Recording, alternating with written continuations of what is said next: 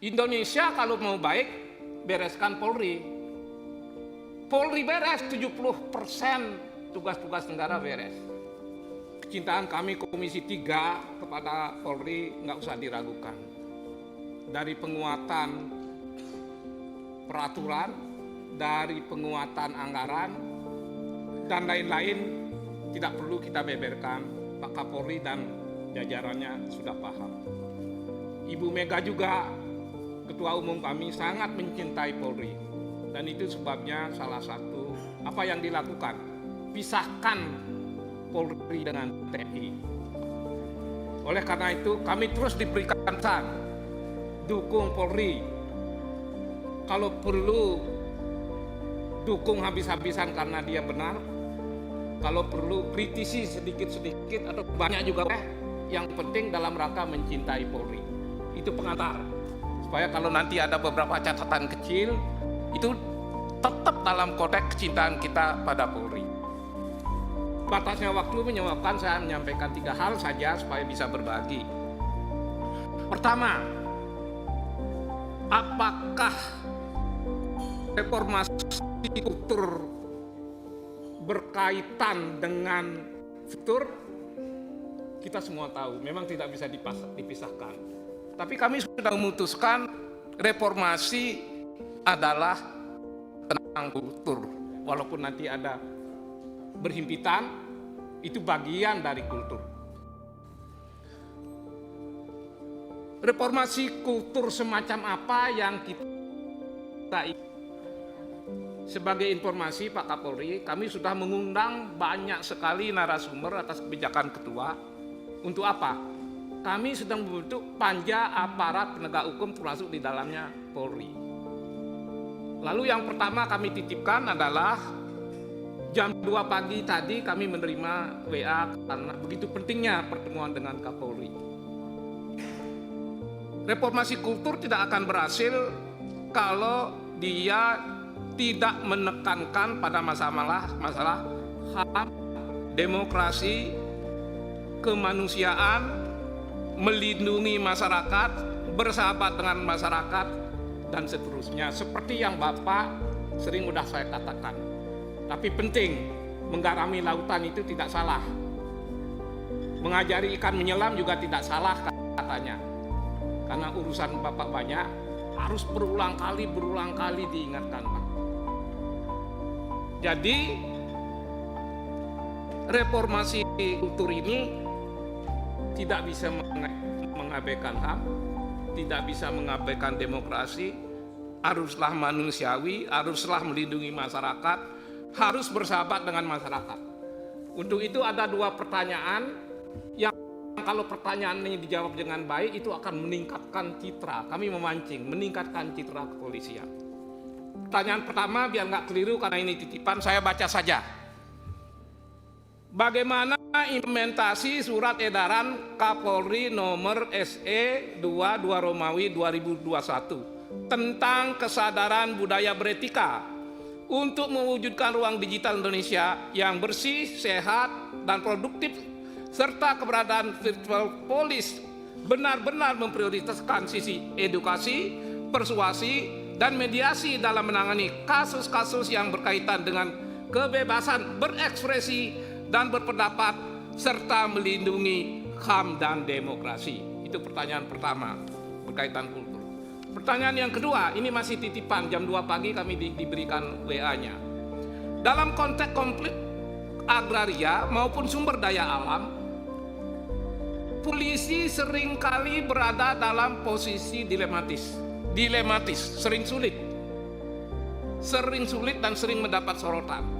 Lalu bagaimana langkah Polri untuk memastikan pengamanan konflik agraria yang dilakukan aparat kepolisian senantiasa mengedepankan pendekatan humanis, prinsip-prinsip HAM, mengupayakan hal-hal yang bersifat preventif dan persuasif.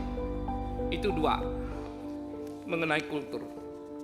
Pengawasan, saya berpijak saja pada apa yang Bapak telah keluarkan tanggal 10 Desember berupa akselerasi transformasi Polri. Saya berpijak di sana aja biar nggak keluar. Maksudnya tidak maksud menguji, kami ingin mendorong butir-butir yang ada dalam akselerasi ini benar-benar nanti terprogram, terwujud nyata, sehingga tidak hanya menjadi slogan dan omong-omong seperti kata orang, tapi akselerasi ini benar-benar berwujud nyata. Kami fokus dulu pada pengawasan sesuai dengan bidang kami. Teman-teman sudah mengutip pasal 20, dan sering saya dinasihati oleh ketua saya agar fokus dan maksimal di bidang pengawasan, karena itu tugas kita. Jika mencintai Polri, cintailah dengan cara memberikan pengawasan, membuat dia kuat dan terkontrol. Pak Kapolri, di buku yang Bapak bikin ini cukup banyak bicara tentang pengawasan. Misalnya, ada 7 poin tentang program reformasi Polri. Bapak menaruh di butir ketiga. Pengawasan itu sama ternyata pemahaman Komisi 3 dengan Bapak. Penting banget. Ada tulisan yang saya baca, Indonesia kalau mau baik, bereskan Polri. Polri beres, 70% tugas-tugas negara beres. Untuk membereskan Polri, lakukan pengawasan dengan baik. Jika 70% pengawasan ini berjalan baik, kita akan melihat wajah Polri ke depan sesuatu yang dapat kita harapkan. Itu sebabnya saya sepakat ketika ketua mengarahkan, tekankan pada pengawasan, jangan kemana-mana, karena itu tugas kita berdasar Undang-Undang Dasar. Lalu saya melihat di halaman 8, halaman 16 dan halaman 30 tentang pengawasan. Saya ikuti Bapak saja. Yang pertama, kami mulai dari halaman 8 sudah. Posisi penting pengawasan yaitu di poin 3. Saya beranjak pada masalah halaman 16. Ini yang Bapak buat pada tanggal 10 Desember 2025. Apa itu? Mengenai wasidik, Pak. Ini sudah tepat banget. Hanya saja memang wasidik yang begitu besar peranannya, masyarakat mengharapkan luar biasa. Sering sekali wasidik ini, mohon maaf, sudah bekerja tapi belum maksimal sesuai dengan yang semestinya. Maka penting sekali ada program Pak Kapolri dan jajarannya ini memperkuat wasidik, memberikan wibawa, memberikan kewenangan, agar penyidikan itu berjalan benar-benar baik, kalau tidak sempurna. Harus.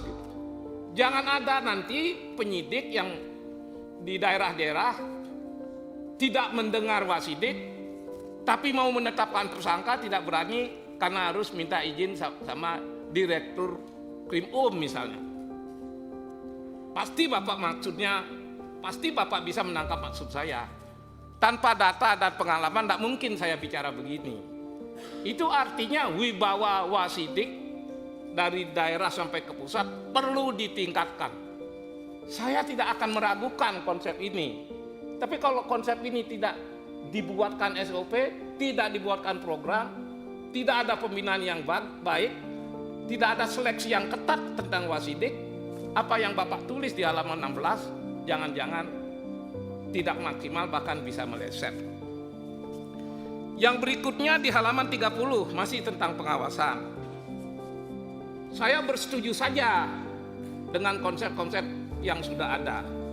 Saya ingin menekankan salah satu pengawasan penting ketika kita belum bisa berharap, karena dia manusia juga, dia propam, dia inspektorat yang diperiksa saudara-saudaranya juga. Jadi kalau kita terlalu fokus pada masalah intern, boleh. Jika kita ingin mengharapkan pengawasan intern meningkat dan maksimal, bagus sekali. Tapi pengawasan intern kadang-kadang lebih efektif, karena dia tidak punya hubungan langsung dalam kehidupan sehari-hari. Apa itu? Ada 2, Pak. Ini pun yang Bapak tulis juga, tapi kami hanya menggarisbawahi. CCTV, Pak, juga yang melekat pada tubuh petugas, yang bisa merekam diri petugas itu sendiri. Juga CCTV di ruang-ruang penyidikan, Pak.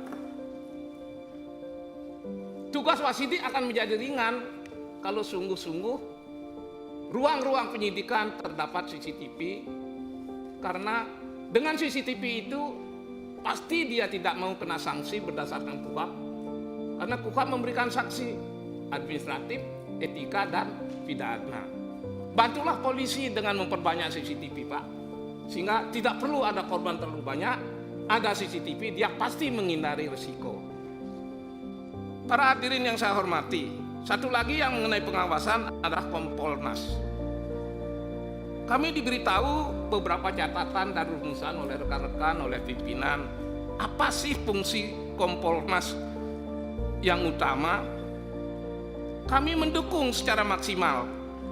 Kami mendukung kerja-kerja Kompolnas untuk membantu Presiden dalam menetapkan arah pembangunan, arah reformasi kepolisian. Kami dukung.